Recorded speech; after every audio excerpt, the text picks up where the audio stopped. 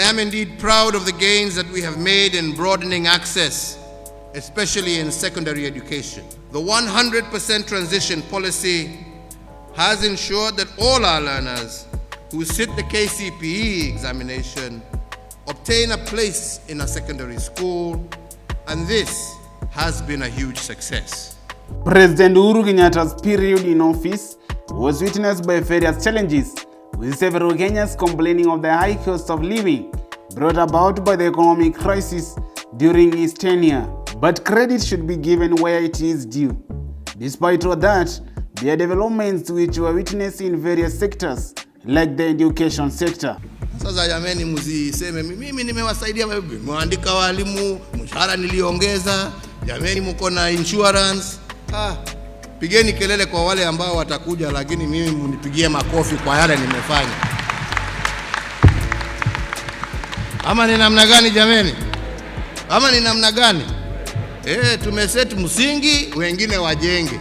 According to a report by the government, before President Uhuru ascended in office in 2013, there were only 22 public universities, with only 10 of them fully accredited by the government, but he expanded the number from 22 to 26. In October 2016, he issued charters to 8 universities in his efforts to better the education sector in Kenya. Here we have the charter universities.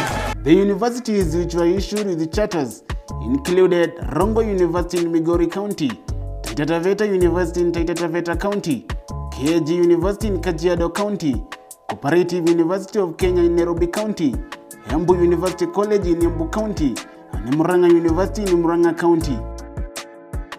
I once again commend the new universities. You have earned these charters. You have satisfied stringent requirements over a number of years, and we now entrust our children to you. And that, without doubt, is a heavy responsibility. All those 8 universities were just colleges before Uhuru Kenyatta's tenure, but during his time he made them fully accredited universities. During his term in office, the university enrollment also increased. The number of first-year students admitted to Kenya's public universities in 2013, when he became the president, rose by 26% compared to 2012 due to lowering of the entry requirements, as announced by the Joint Admissions Board (JAB), which used to manage undergraduate admissions to Kenya's public universities. As a result, 53,010 candidates who achieved the minimum score or above on the 2012 Kenya Certificate of Secondary Education, which was a B plane of 61 points for male students and 59 for female students, were accorded a spot in one of the country's 22 public universities for the 2013-2014 academic year. The same year, the number of universities in Kenya tripled after the government upgraded 15 university colleges into fully fledged universities as a part of a bid to enroll 10,000 more students annually. I engaged 2 teachers from Nairobi South Primary School. Mr. Stephen Maina, who is the senior teacher and the head of academics in the school, agrees Uhuru Kenyatta's efforts in the education sector led to an increase in the enrollment in universities. What he has done, he has increased the number of universities which has been given charter to be full universities, like Murang'a University, KENYATTA University, Masai Mara, and there is a high number of enrollment. So many students after Form 4 examination, they have joined various universities in Kenya. During the 2017 election campaign period, Uhuru pledged free-day secondary school education. After retaining his position in January 2018, his government effected the pledge, an action that has seen learners in day schools continue with their studies without paying any school fees. According to information from the Ministry of Education, parents are required to only cater for school uniform and food for their children. Kenya introduced the free secondary education policy in 2008 during the late President Mwai Kibaki's tenure, allocating 10,265 Kenyan shillings to each student in public secondary schools. This allocation more than doubled to Kenya shillings 22,244 in 2018 in Uhuru Kenyatta's bid to ensure a 100% transition for all learners from primary to secondary schools. His government prohibited public secondary schools from rejecting students based on grades, which increased access to secondary schools for all primary school leavers. I have also said very clearly that the children who are poor and indigent must be left in school. I have no water in my mouth when I'm saying these things. And then the teachers are saying, how shall we know? Summon them to your school and talk to them. Let them show you evidence that they have been sacked. Since 2018, Kenya has seen an increase of enrollment in public secondary schools every year, according to a report released by the Republic of Kenya after the government increased capital allocation for each student in public secondary schools in 2018. The net enrollment rate in public secondary schools had increased by 51%. Enrollment in our secondary schools has more than doubled, increasing from 1.3 million in the year 2008 to nearly 3.6 million in 2022.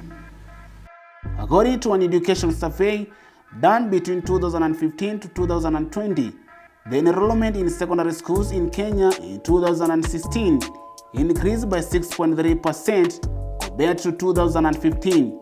In 2017 by 4%, the same case is 2018.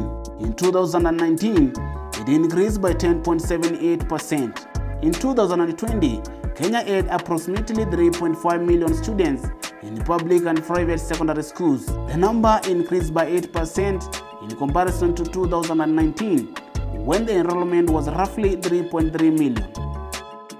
The Ministry of Education worked in collaboration with the Jubilee government, leading to effective learning through provision of adequate textbooks to learners and teachers. Mr. Maina of Nairobi South Primary School adds that this has meant the teachers' work easier. I will not forget about the free textbook that the government of our President Uhuru Kenyatta has given all the public schools in Kenya, secondary schools and also primary schools. Every child is having a book to use in class at home. And also I cannot forget to thank him for the secondary school enrollment. There is 100% transition in both public and both public schools and also in private schools. According to Faith, who is also a teacher at Nairobi South Primary School, Uhuru impacted education sector positively during his term in office. She argued that the provision of national scholarships to pupils joining Form 1 and HELB loans to those joining higher institutions of education has increased school enrollment.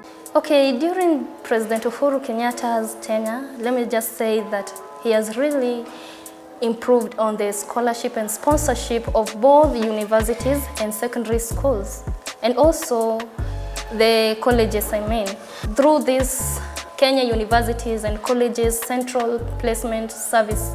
Initially, these people, they could just give the sponsorship and the scholarship to those students who have just actually achieved the required points. But at the moment, they're just given scholarship even if they have C playing, C minus, D plus, they're given some money from the government. She also pointed out that Uhuru's term in office has not only benefited the learners and parents, but also teachers in various ways, sentiments which were supported by our colleague Stephen Maina. During the President Uhuru's reign, let me just say that teachers have been highly motivated, and this is through the comprehensive medical cover, whereby it is covering even the dependents. Also, I can't forget our president, even for the program that is offering to the teachers. There is in-service courses that are being offered through the TSC, like the TPAD. Also, there is mentorship, which is through the TSC. It is through the government, Uhuru Kenyatta, that we have got mentorship program for the teachers, for our pupils. During the last Madaraka Day celebrations that Uhuru led, which was held on 1st June 2022 at Uhuru Gardens, he elaborated why his government changed the 844 education system to competence-based curriculum.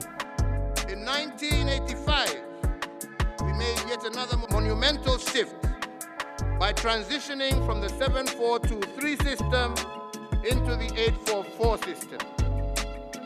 But with time, fellow Kenyans, the 844 curriculum became inconsistent with the aspirations of our growing nation, particularly because of its overloaded curriculum and its focus on rote learning and the passing of exams as the ultimate goal of the system.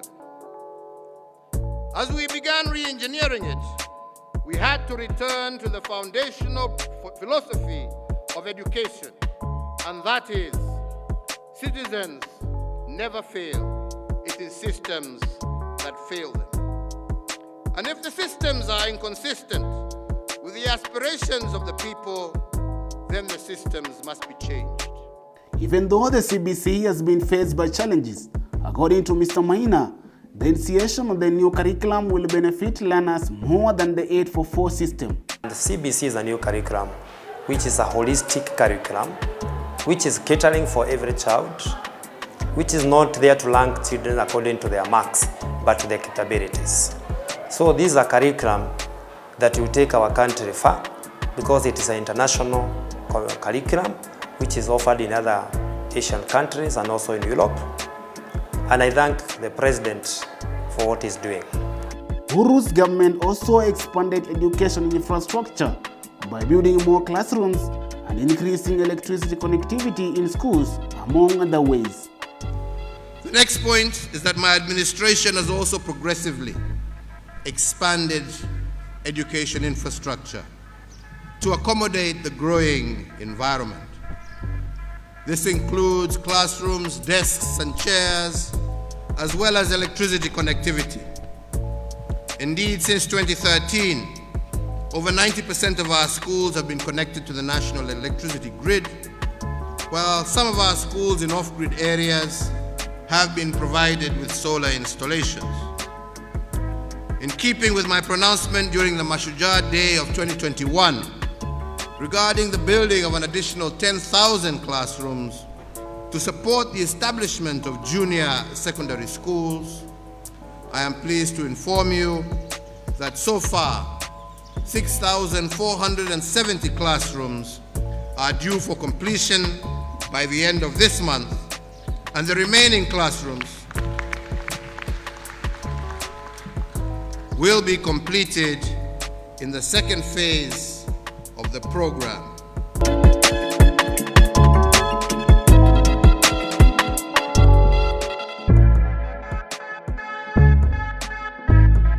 Has evidenced Kenya's fourth President Uhuru Kenyatta's impact in the education sector has been felt by learners in various levels of education and all learning institutions. Nicholas Kivite, KAK TV.